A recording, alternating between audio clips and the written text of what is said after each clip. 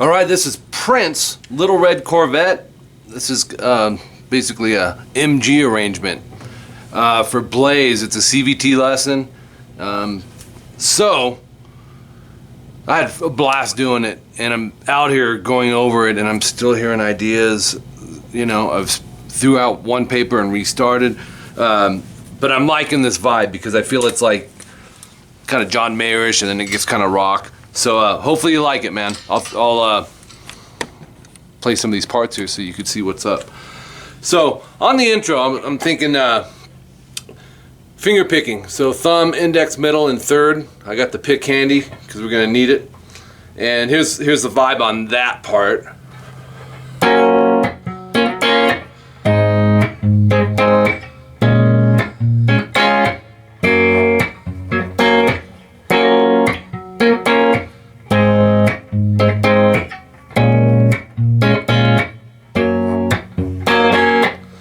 So, a couple variations I'll explain as I go through on it, but that's kind of the vibe. And so what we're using is an F major 7, and it's 9A, 8D, and then just bar the 6th fret over here. And initially, I'm grabbing all 4 strings, so thumb, index, middle, and third. Once you get these first 4 little concepts per chord, they're pretty much the same.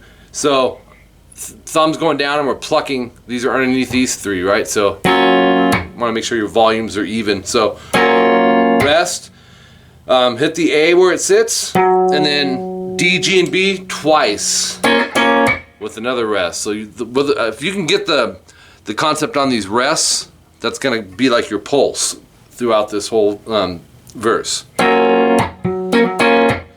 So the next one, G sharp major.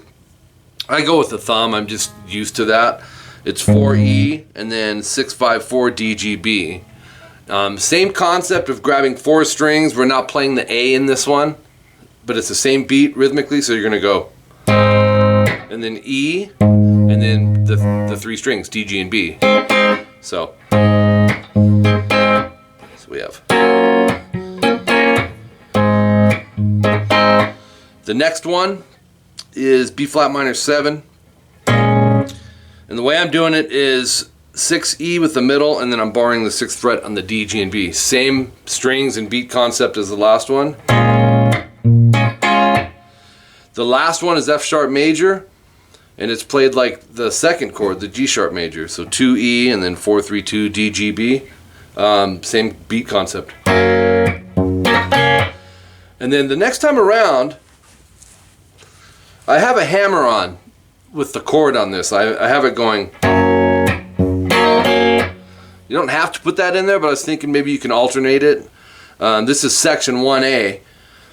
It's 5 times. So, you know, the 1st and 3rd time, and the 5th time if you want. I don't know, your call. I just want to throw out the ideas. So let's say we're on our 5th time, and we're doing this.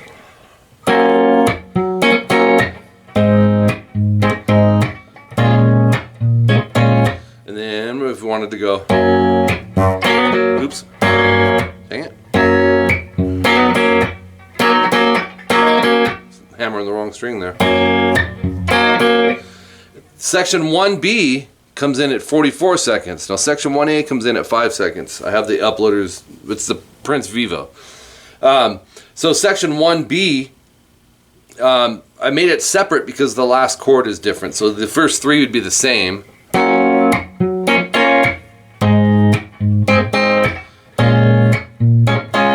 And then for the last one, here's what I was vibing with. Tell me what you think. It'll go. Let me play it in context. And that way you've got like a little segue build up leading in to the chorus, which we're going to kick in a little bit of distortion. But listen to it in context. Pick.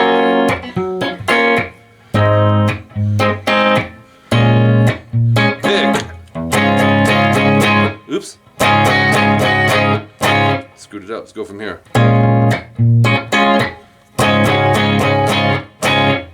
So that's why you want that pick ready.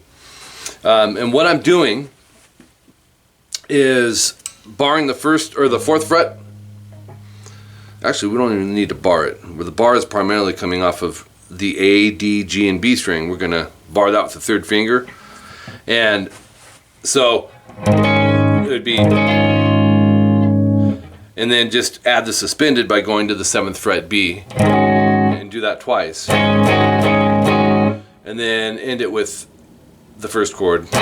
You know, you could have something going on with the drums to where it accentuates that, right? Down into the chorus. Okay, so from there, you can also cut the last one off. Oops, which would be slide in, whatever you're feeling. 52 seconds, this is the chorus. And this is, I've been bouncing around different ideas, and I need to adjust that on these tabs, because I'm thinking this might flow better. Which would be,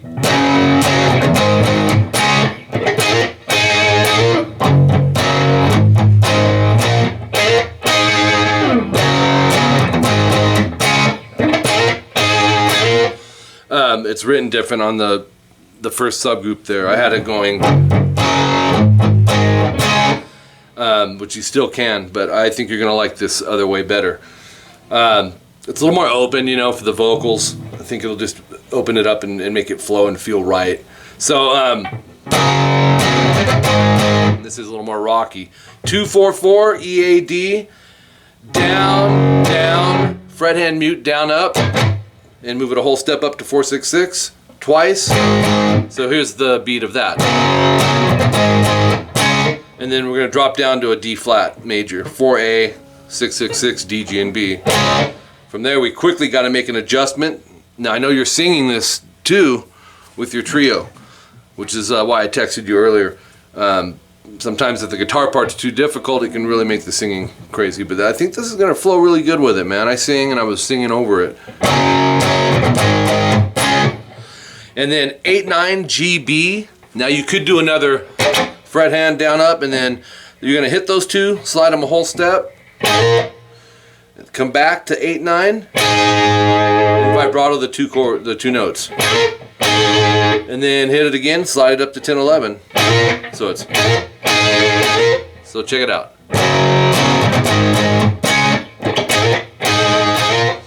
Makes it almost just a little more funky or percussive if you throw in those fret hand mutes.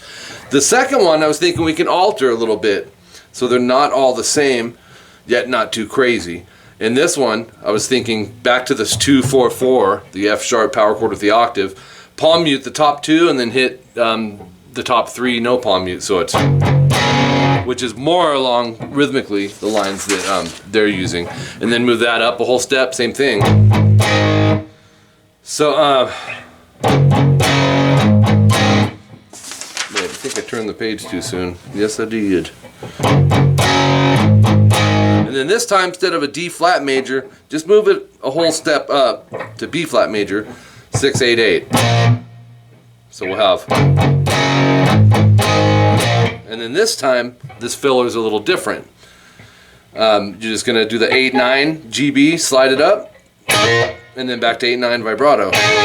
So, and I tried to capture those key parts in this because you don't really want to take away from the integrity, man, of the cool little melody, choppy riffs like that. I felt like those should be the same, as well as the guitar solo, which we'll get to shortly.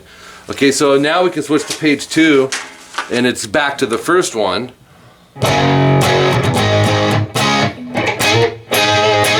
And to finish it off, do an F sharp major, full bar chord on the 2nd fret. You know that chord. And I was thinking to finish this off,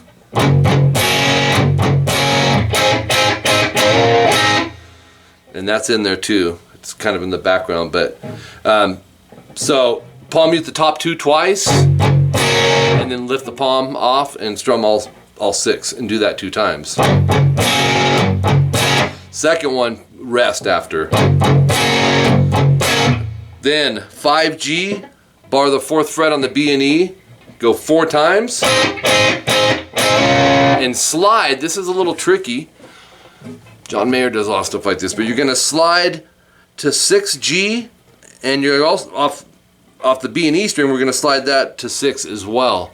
So we're traveling a half step here and a whole step here. They've got to land in the same fret. And then back to 5/4/4. So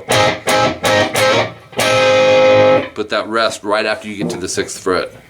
If that's too crazy, you can try hammering it.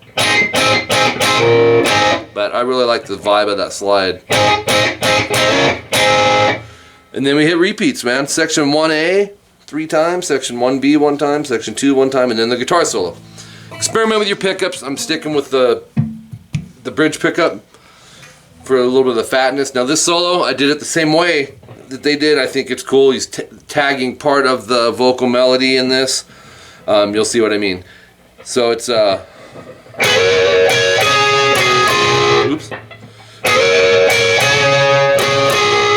It's like a Hendrix thing. So let's break that down first. 13G and 12B, 3rd and middle finger, slide it a whole step to 15/14 and vibrato it. Then go 15/14 to 13/14. Then leave those both down, add your pinky to 16D, and then your 3rd finger to 15D. Da, da, da, da, da. You want that melody line in there. So then we go 13, 11, 10 on the G, and then 11, 10 after that. Okay, the next one. So that solo comes in at 155. Here's your next riff. Oops. That's the next one. 6 hammer to 8 on the D, and then go 6G to 7/6B. 8G after that, 5G after that, back to 8G with the pinky, so it's, and then 3G slide to 6 vibrato. Here it is on the bridge, or the bridge pickup. Earlier I said bridge, I meant neck. You know, you have to experiment, but the double stops definitely sound better on the neck pickup.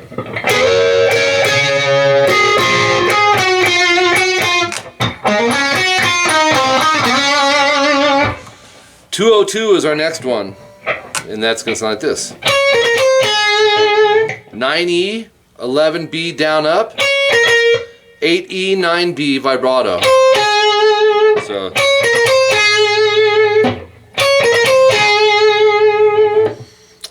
then the last line on this page, you're going to go, they're triplets, down up down, 9, 11B to 13A, or on the high E, and that'll be down up down.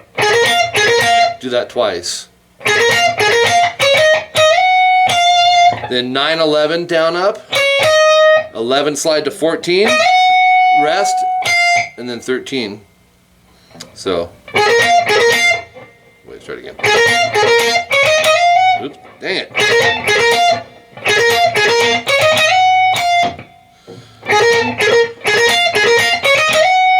There's that part, and then 206.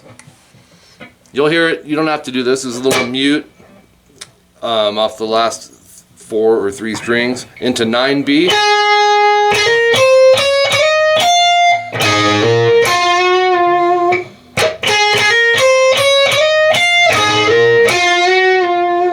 I want to hear that on the bridge.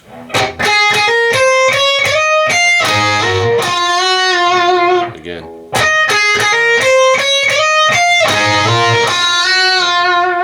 Your call, man, on the pickups there.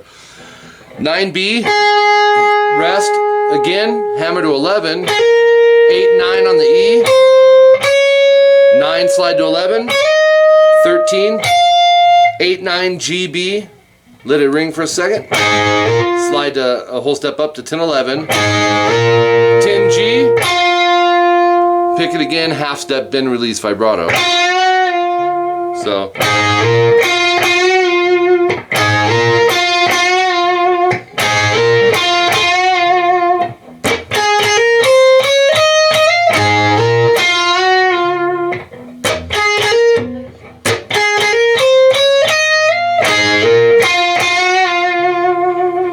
there you go, man. That's the way that solo was played, and I didn't want to mess with it, man. It's perfect for this. It's abstract, different.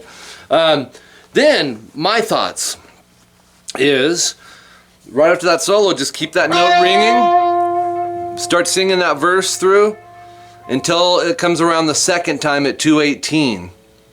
And at that point, you would be back to section 1B, which was, I think this.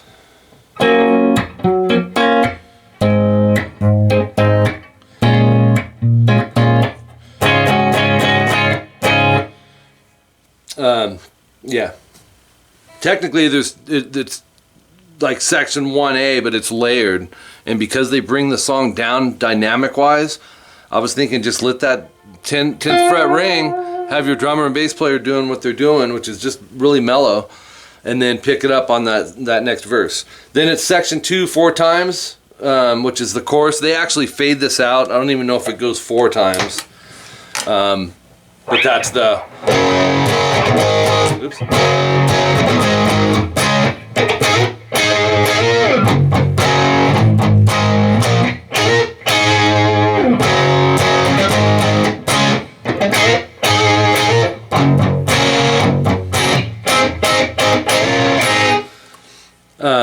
So that's our chorus. If you do that 4 times, my idea was, because they fade it, you can't do that live, is since the chorus is so dynamic in the song, is to end it. So if you're going to go 4 times off the chorus, then the 5th time I would just be doing a... Oops, I'd go... And have your vocals, you know, with your harmonies. And I wrote the lyrics under it. Little Red Corvette, and just end it off of that.